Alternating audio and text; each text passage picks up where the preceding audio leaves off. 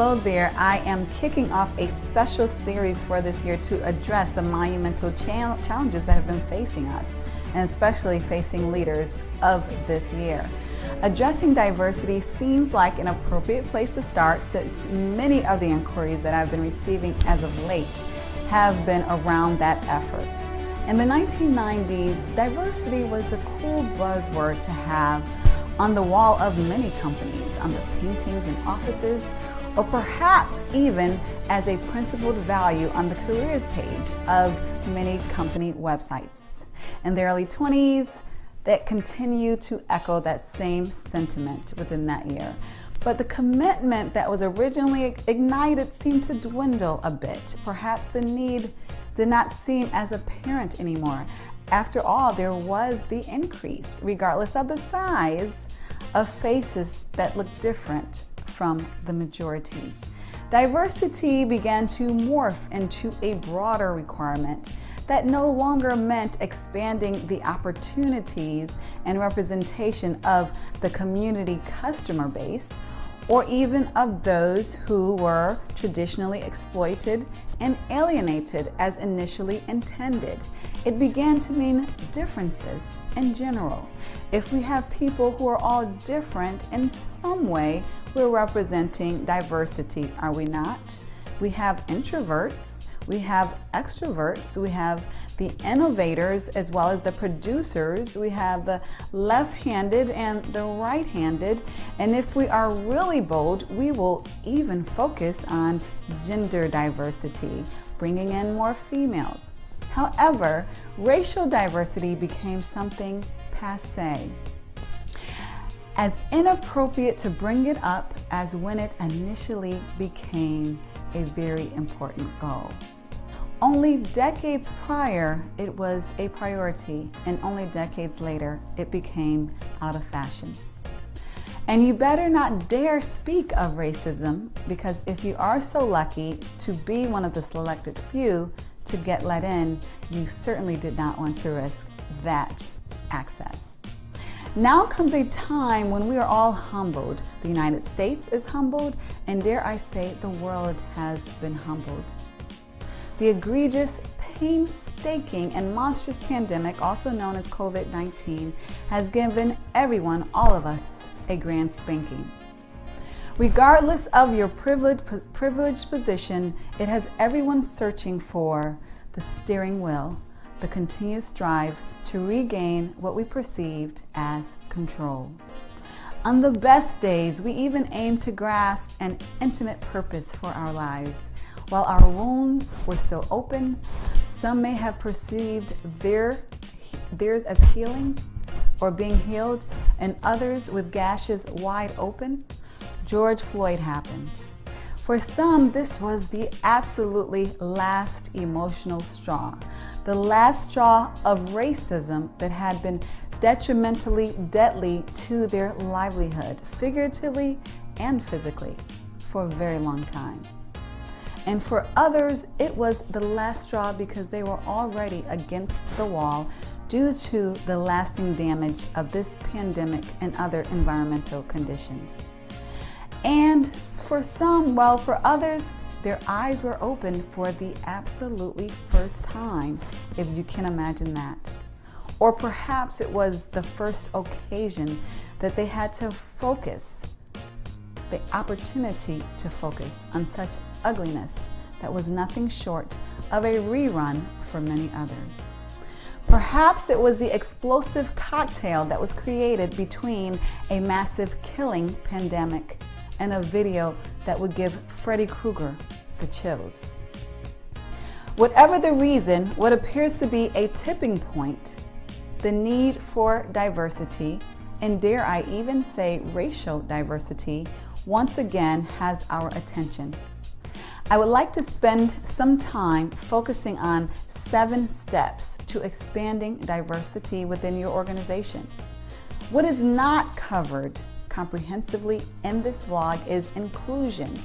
Inclusion is very important, and I would say a class above diversity.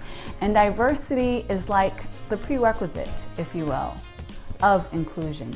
it's definitely easier to accomplish of the two. Though some may argue the opposite, ideally you would commit to taking both classes at the same time. And I know that some are saying, isn't diversity hard enough? Yet, if we are honest, yes, it is. It is, especially in this country. However, diversity is not and never will be sustainable without inclusion. So given the limited time available in this vlog, and kudos to those who are still here listening to me, because I know time is limited for many of us, we're going to focus on company diversity specifically. So step number one in achieving diversity for your organization is acknowledging that you don't know what you don't know. When I think of several conversations that I have had with people who work in talent acquisition for many major companies, or even professional associations for that matter, where there has been a lack of diversity, the main argument is that they cannot seem to find the right people of color. That it's so hard to find people of color to fill those roles and to be interested. Now, admittedly, I will say to you, I will confess, I'm often thinking, though sometimes not saying or asking, is it that you cannot find people of color, or you don't know what you just don't know? And the truth is that homogeneity is the most basic and easiest way to make decisions. And that is for all of us. So while kindergartners are the most loving and collaborative and friendly people among each other, they do tend to cling to one another. While they may be friendly to everyone, they bond with each other based upon their common experience living in a world of unknowns where they know a lot more than people think that they do, and they're often underestimated. And one of the first things that they learn is to categorize. They group the round shapes with other round ones, the purples with the purples, and the greens with the greens. Categorization, we learn from an early age, saves us time. And as we grow older, we continue to advance in the skill of categorization. Categorization adds efficiencies to our lives that we otherwise would not have. I personally have coded my closet based upon occasion, based upon the color of the material. And even when we are found of people who are not like ourselves, most of us, if we're honest, we tend to categorize. Since kindergarten, we have gravitated to those like us because it is more comfortable. And that is what we tend to do, categorize. Given that, considering the context in which we live, and I know that many people reading this blog or listening to this vlog are not in the United States. And I'm specifically referencing the United States and other countries that have been developed based upon economic racism for their foundation, and of course subsequent racial disparities. So in this context, obviously that is expounded. But we are humans, and if we are humans and of human nature, we tend to feel more comfortable around those who either share experiences with us or look like us. And it's our normal tendency to categorize them in ways that we would expect to or not expect to in a knee-jerk fashion. And so this knee-jerk reaction of categorization also is the way that we will typically hire those who are like ourselves. Why would anything more or less than that be expected? And then you put that in the context of an economically driven, racially disparaging tradition, and you have what we have today, and that is a racism pandemic in a world that may ironically deem themselves as post-racial. I am reminded of a time when I was in church. I'm still in church, but there was a special occasion where blue was the color that we were to wear. Now, I went shopping and I went to at least 3 of my favorite stores, and I could not seem to find that right blue dress. Interestingly enough, I saw several green dresses. There were just green dresses all over the place. And perhaps, maybe just perhaps, that's because green is my favorite color. I wasn't used to wearing blue, I would admit, and blue was a stretch for me, and I rarely, if ever, wore blue. I eventually found a blue dress online, but I lacked a connection to it. I just was not used to wearing it. Sure, some may be offended that I dare compare people to dresses. And I agree, it's not that simple. Though what is that simple is that we are emotionally driven beings. Oftentimes we believe that we're making sound, objective decisions when we're doing nothing of the sort. We're simply responding to what feels the most familiar, the most emotionally comfortable. And some of us call it a gut feeling. Dare we not trust our gut in this modern era of self-actualization? Even in this proclaimed era of self-actualization, we must be open to learning from others in order to achieve greatness. I don't know Spanish very well, so I'm taking Spanish classes. I get help from my Spanish friends, and I don't assume that there's no use for Spanish simply because I don't know how to master the language yet. And so let's not assume that there is no need to attempt diversity simply because you haven't yet mastered it. Be open to learning from others, even if you have achieved greatness in specific areas. What many do not know is that diversity takes significant effort. While I love diverse environments and novel experiences, this is not the norm. Most people of all races prefer what is familiar. Familiar is more comfortable. Comfortable is convenient. And this leads us to number 2. Get comfortable with being uncomfortable. If you are genuinely desiring diversity within your organization, you're going to be uncomfortable at times. You may be uncomfortable when they have personal stories to which you cannot relate. You might be uncomfortable because they don't get your jokes. You might be uncomfortable when they disagree with your seasoned and tenured opinion. If you're at the most elementary stages of racial and cultural diversity, you may even be uncomfortable by such superficialities as the differences of foods that they eat, or the differences in their hair, and even maybe their skin.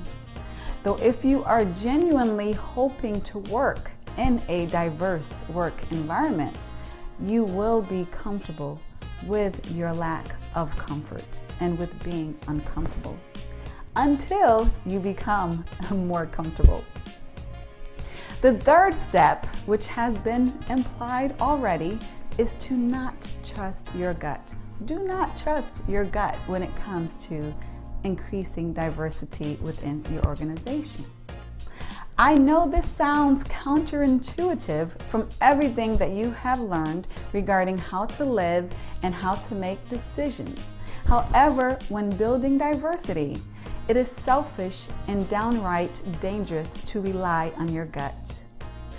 In this modern era, thankfully, we have access to more objective tools and data than we ever have in the past. When hiring and promoting, we should use assessments and simulations to help us make objective decisions. Such tools help us to analyze the quality of talent that is not subjectively based, but based on relative subject matter expertise and performance ability. Now let's get to step number 4. And step number 4 is knowing your community. Know your community base because it is important for 2 reasons. Firstly, the more that you know your community base, the more knowledgeable that you will be in finding and attaining diverse talent that is not far away. Quite conveniently, a community base can conceivably be global at this point in our modern era. This is most commonly found among higher level positions that typically include searches that will pay, will reimburse, will sponsor relocation globally even. The second important reason that you want to be intimate and know your community base is because every organization should be an asset to their community. Not just a taker, but an asset. So if you're familiar with the community, if you're familiar with the inhabitants of the city in which your organization resides, then it will be difficult to understand it will be difficult for you to not understand how your community needs your service. And it will be easier for you to understand how you can ultimately serve your community. Knowing your community base will help you not only to better your community, it will help you to know the diverse representation that exists within it for your organization, to tap into it, to obtain diverse talent that exists right there underneath your nose. Now, step number 5 is to know your customer base. Now, I know this is common knowledge in marketing, but oftentimes some organizations still tend to ignore what their company base is composed of.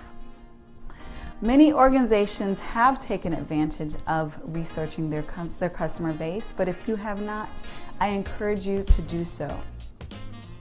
So when a workforce lacks the diversity and the thought perspective that is represented within their company base, or within their customer base, then selling and serving that customer audience places them in a disadvantage to do so.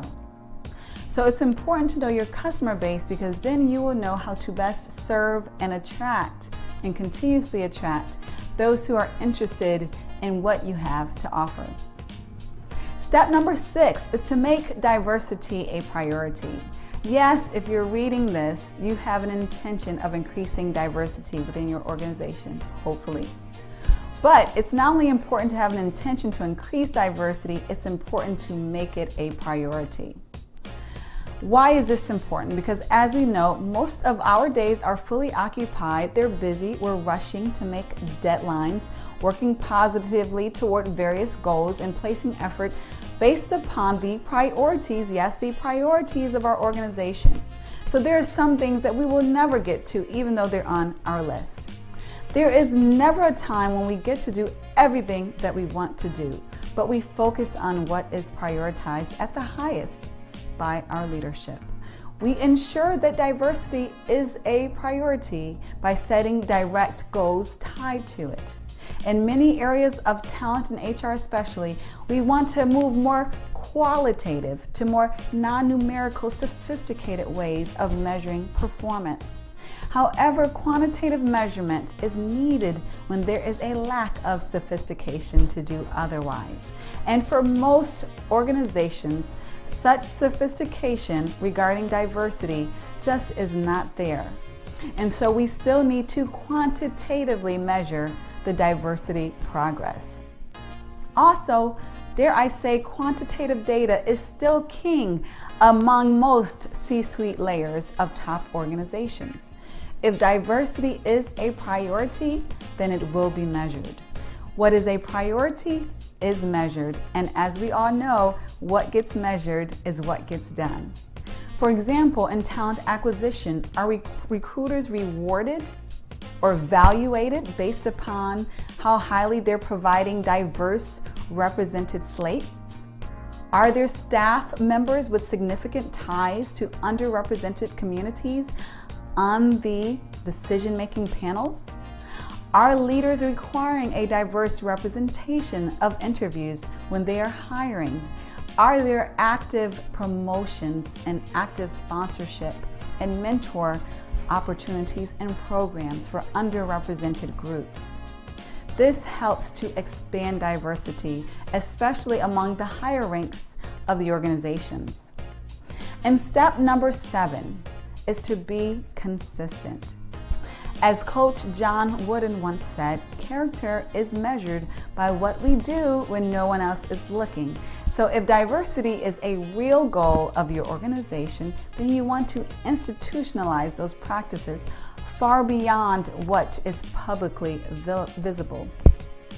But you want to communicate to your team, to your organization, that diversity is an important value of your organization.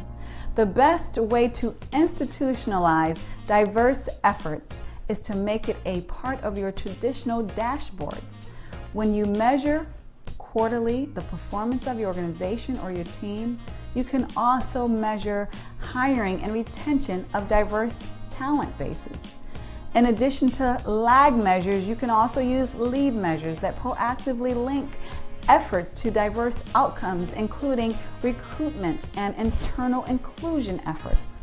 If you find this information interesting or helpful, I have a big ask for you, and that is to please share it with others, because I know that there are some people who are genuinely struggling with diversity, and I want this to be a help with them.